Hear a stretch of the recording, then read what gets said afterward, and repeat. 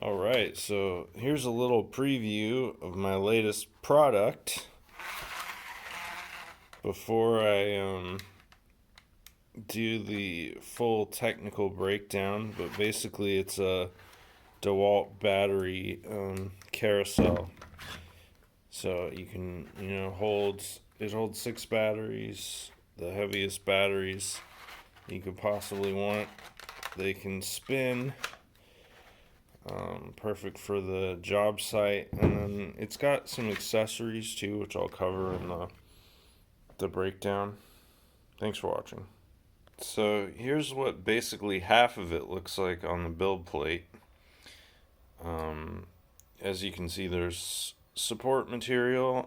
There's a reason for that. I tried to design as much of it as possible to not need support, but these two pieces do need support because the print orientation, the layer lines have to be parallel to the bed to ensure that there's enough strength for the design to work. Alright, so before I show the assembly process, I'm actually going to show the disassembly process. This is the alpha version.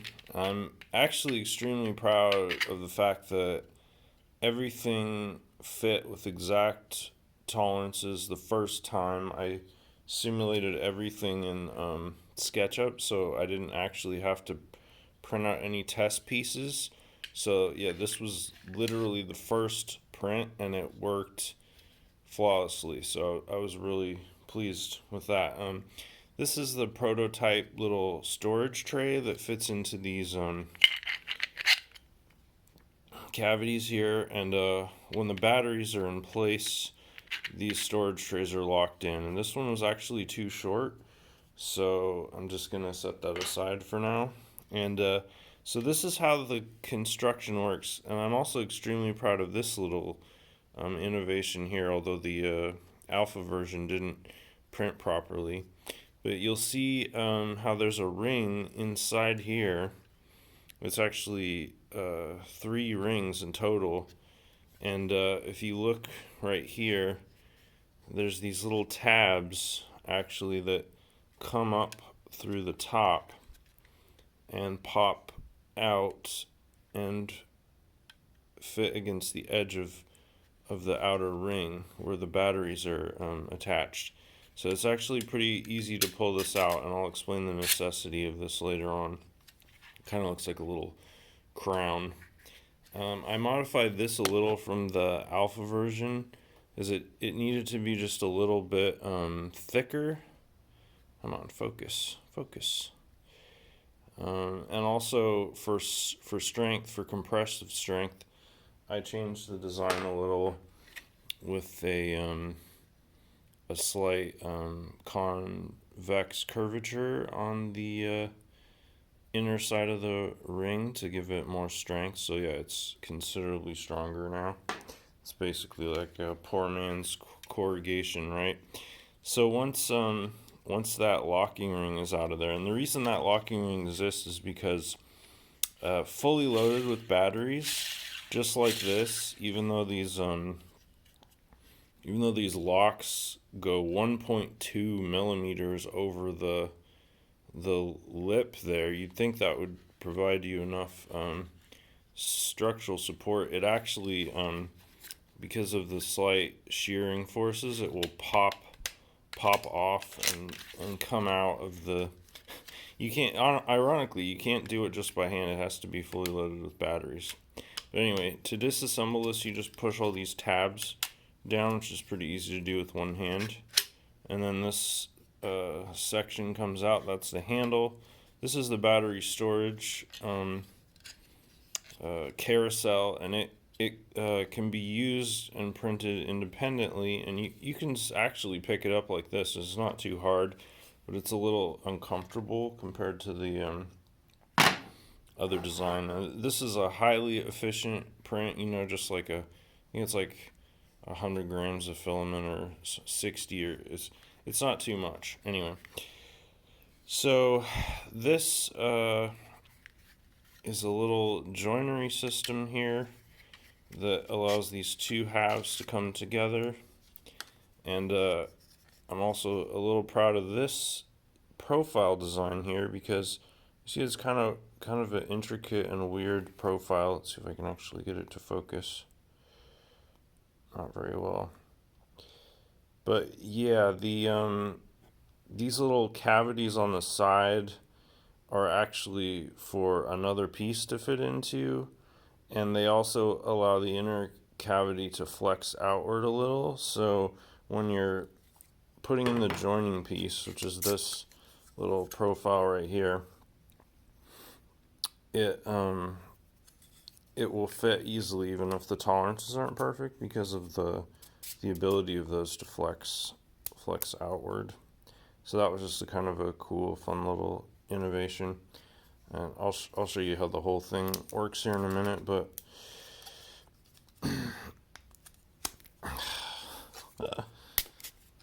yeah, anyway, so that's a crucial part. And then since this was the alpha version, I was trying to get it to print entirely without support, so I removed this center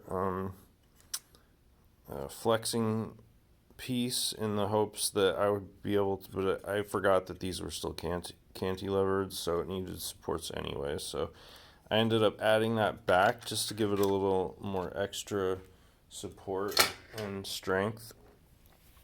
So as you can see, this has the full 6 flanges, I guess you could call them. And then there's a little retainer here that allows it to stay kind of optimally positioned. This looks a little wonky because I had to print it out of 2 different filaments. I ran out of filament mid-print, so there's a little bit of a slightly more transparent yellow filament. So anyway, okay, assembly, really simple. You take this joinery piece here, you take one of these halves, and you just slide it into this groove all the way until it's flush, like that. And then you take the second half of the handle and you just mate it onto that piece, and then these slide together. And if there's any conflict there, you can just move those a little bit. And anyway, yeah, so that's a pretty straightforward assembly process. And then this is a new piece that I printed out. It's just little end caps for these ends here. Basically these just pop in like that, and that holds the joint in place, and it makes it look a little bit nicer, and it keeps like dirt and debris and stuff out of there. But that's really all those are for. They don't really have any more of a sophisticated purpose. This end has a little bit of print defects, so I'm just gonna leave that for later to refine that. But that looks pretty good, right?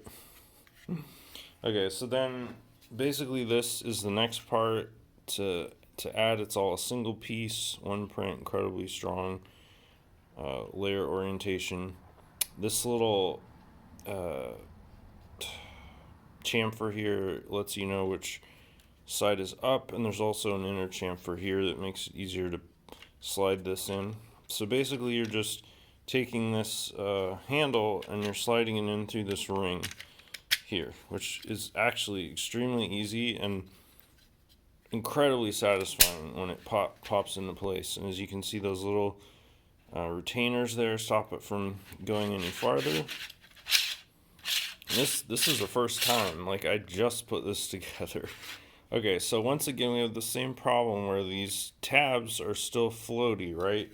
So that's why this little crown thing is useful and necessary. And I'm extremely proud of this because it's the first time I ever did a sort of bidirectional locking mechanism like this, it's just kind of cool. This was an accident.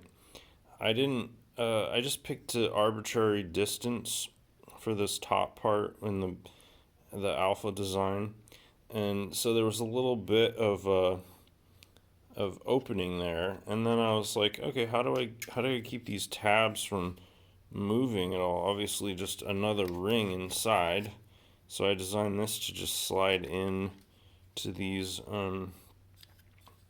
grooves here, which once again pretty easy to slide it in.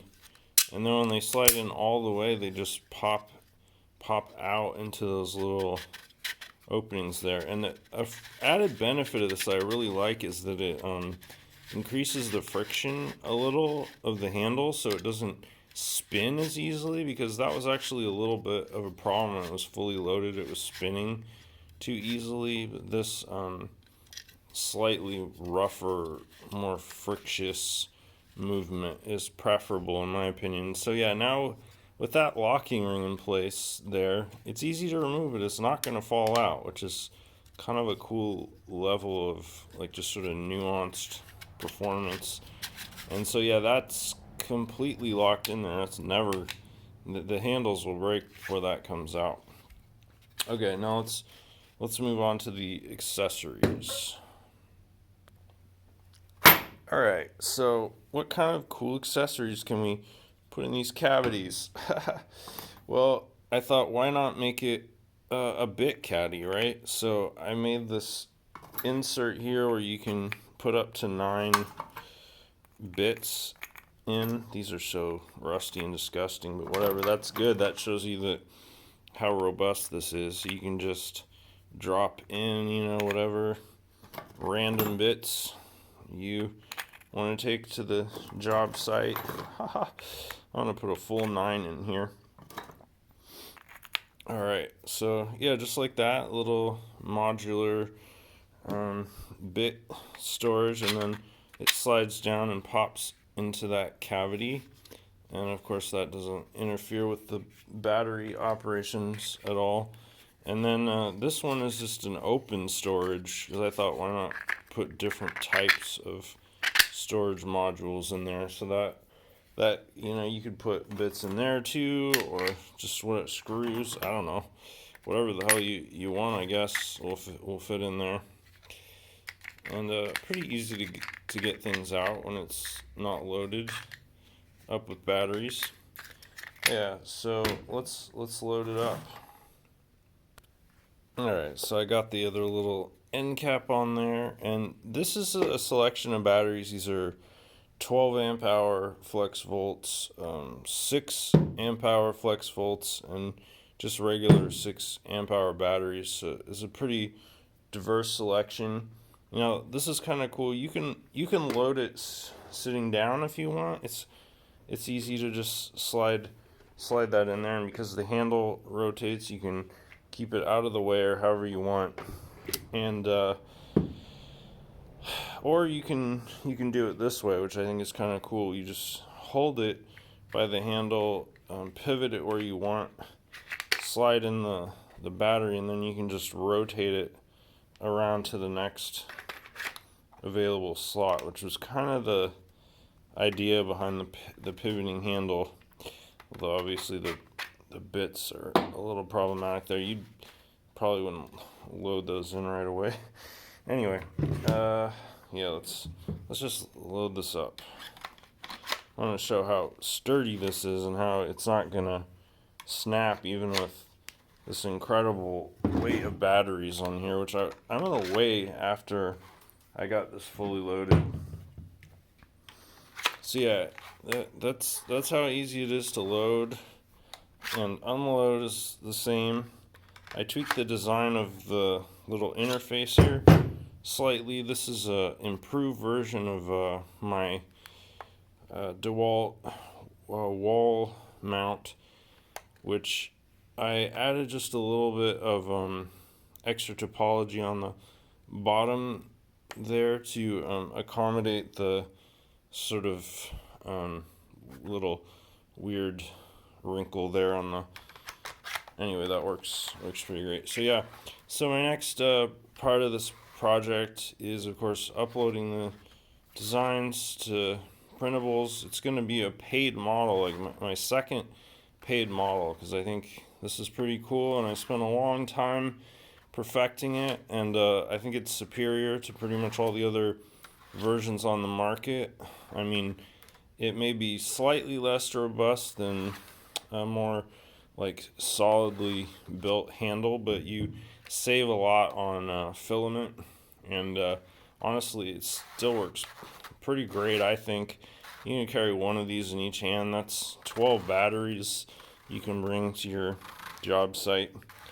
Um, so yeah, and then I'm gonna be testing it in my own environs to just like when I go out on jobs and stuff, just for robustness and to see like how long it'll take before parts start to fail, and I'm gonna do some drop tests and stuff like that too, just for durability.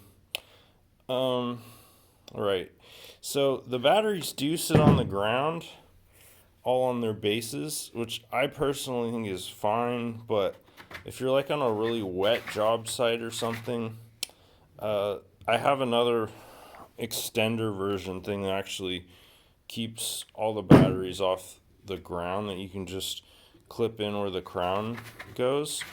So that's a pretty easy fix for that. Okay, let's put this on the scale and see how much it weighs. Alright, got my classic American family produce scale on here. Let's weigh this out. So let's see, it's 13, 14, 15, wow, 16 pounds. That's pretty incredible. I honestly was not expecting that. There's still an even bigger DeWalt battery pack that's bigger than the 12 amp hour, which is a 15 amp hour. I don't know how much that weighs, but let's see. These weigh 3.5 pounds. So 15 amp hour probably weighs like 4 or 5 pounds, I would imagine. So let's see, 5 times 6 is that 30 pounds total if you had this fully loaded up with 15 amp hour batteries. I think it could probably handle that. I mean, I haven't gotten it to break yet, but I don't know. I'm gonna keep experimenting with that. So yeah. Anyway, like I said, this is a paid model, but I'm releasing it with a kind of more open-ended license. So if people want to license the design for mass production, you can just contact me or whatever.